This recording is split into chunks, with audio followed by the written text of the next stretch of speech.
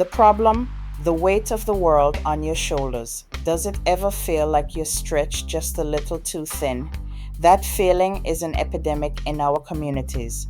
We're people of faith, people of love, and people who want to serve. But somewhere along the line, that call to serve got twisted into a command to say yes to absolutely everything. We've become chronic people pleasers, driven by a deep-seated fear of disappointing others. We've started to believe that being a good Christian means being endlessly available and never ever saying no. And the result? We're spiritually and emotionally exhausted. We are running on fumes, giving from a place of emptiness instead of the abundance God promises. We smile and say it's no problem, while resentment is quietly building up in our hearts. We're showing up for everyone else, but we're absent for our own families and, most importantly, for our own time with God. This isn't just a time management issue, it's a spiritual crisis. This constant grind of over-responsibility and burnout is not the abundant life Jesus came to give us. Your phone buzzes. It's a request from someone you care about, and your stomach instantly ties itself in knots. You want to say no. Your plate is already overflowing, but you're terrified of letting them down, of being seen as unhelpful, or even worse, unchristian. So you type back, "Of course I can help," and immediately feel the crushing weight of one more thing you just don't have time for. If you've ever been trapped in that cycle of guilt and burnout, this is your way out. We're going to learn how to say no in a way that honors God and actually sets you free. Agitating the problem. When helping hurts your calling, let's ask a tough question. Is your constant yes really honoring God, or is it just a response to the fear of man? The Apostle Paul doesn't mince words in Galatians 1:10. Am I now trying to win the approval of human beings or of God? Or am I trying to please people? If I was still trying to please people, I would not be a servant of Christ. Ouch, that stings, doesn't it?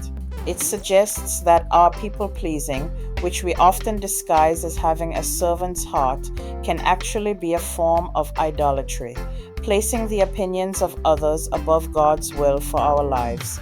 Every time you say yes to something God hasn't called you to, you're also saying no to the time and energy He has specifically set aside for you. He's given you a unique purpose, a primary mission field that might be your family, your workplace, or a specific ministry. When you're constantly pulled away by every urgent request, you're neglecting the important assignment God has actually entrusted to you. Your life is a gift from God, and you are its steward. Pouring yourself out until you're completely burnt out isn't good stewardship. It's mismanagement of the precious time and energy He's given you. The turn, the biblical permission slip you've been waiting for. So what if I told you that setting boundaries isn't unchristian? What if it's one of the most spiritually mature and loving things you can do? The Bible, from cover to cover, is a book about boundaries. God Himself set boundaries right at the beginning when He separated light from darkness and land from sea. He gave His people commands and laws, not to restrict them, but to protect them and guide them toward a flourishing life. Saying no isn't selfish, it's strategic. It's about understanding that you can't be all things to all people, but you can be obedient to the one who has called you. It's time to stop seeing no as a rejection of people and start seeing it as a full-hearted acceptance of God's perfect and pleasing will for your life.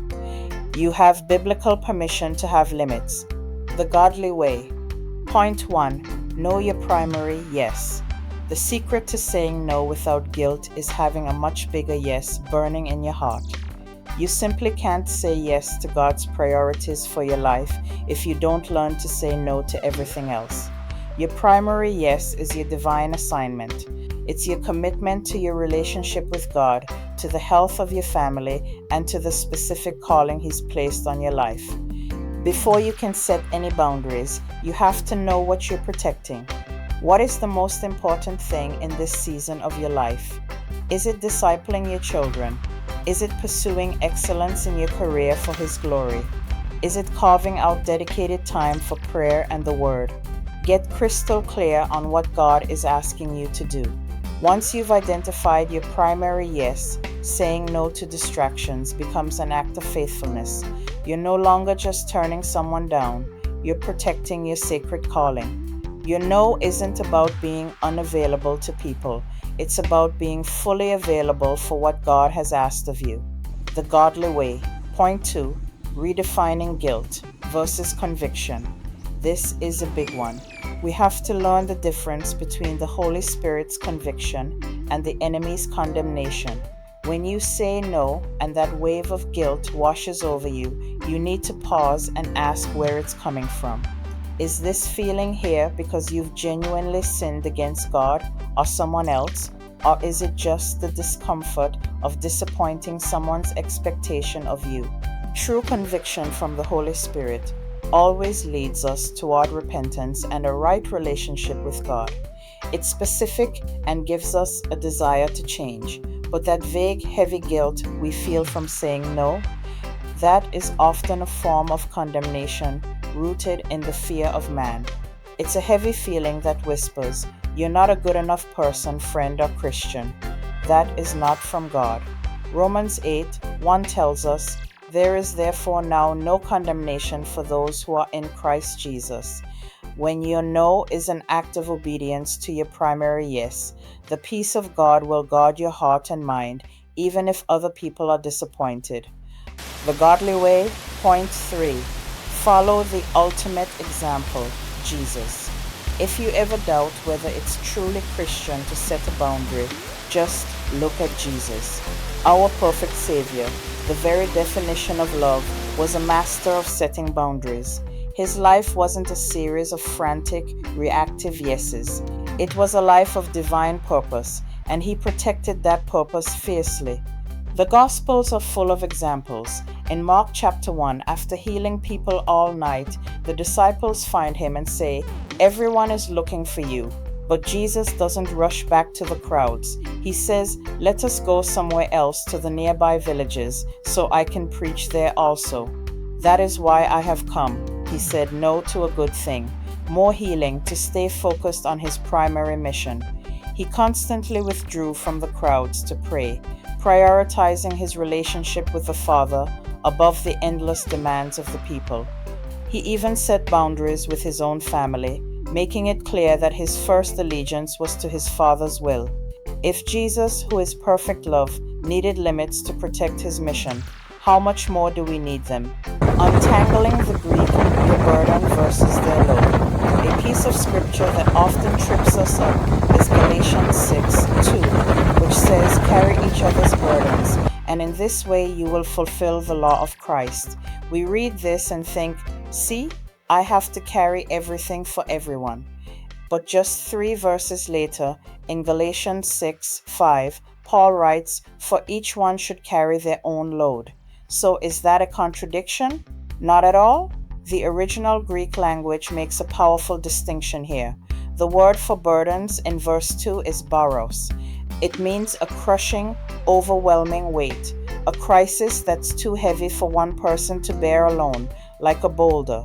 We are absolutely called to rush in and help someone who is being crushed by a crisis.